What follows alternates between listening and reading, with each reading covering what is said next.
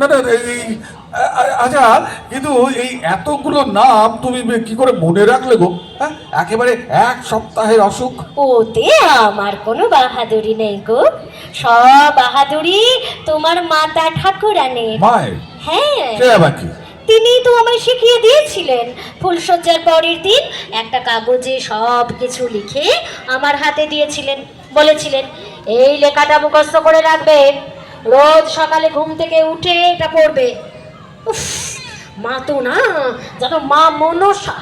যাকে, আমার শরীরটা ভালো লাগছে না। তোমার আজ রাত্রের মতো মাছের মাথা, পাবদার মাছ সব শেষ হয়ে গেছে তো। আমার ভীষণ ঘুম পাচ্ছে, আমি শুয়ে পড়ছি। দুর্গা দুর্গা। ও হ্যাঁ, শোবার আগে দাঁতটা খুলে নেবে, বারবারে এক কথা বলতে ভালো লাগে না। শেষকালে ঘুমের ভেতরে যদি দাঁতের পাটি গলায় ঢুকে যায়, তাহলে সেই দাঁত বার করবে কে বলো দেখি? আমি বাবা পারবো না, সোজা হাসপাতালে নিয়ে যেতে হবে, এই বলে রাখলুম। কি হলো, আবার উঠলে কেন? একটু বাথরুমে যাব, মনে হচ্ছে সুগার হয়েছে। সুগার? হ্যাঁ। সে আবার কবে থেকে হলো? টেস্ট করিয়েছো? কখন? না না, টেস্ট করাইনি। তবে কি করে জানলে সুগার? ওই ভাগ কয়েক ছোট বাইরে গেছিলাম তো, তাই মনে হচ্ছে।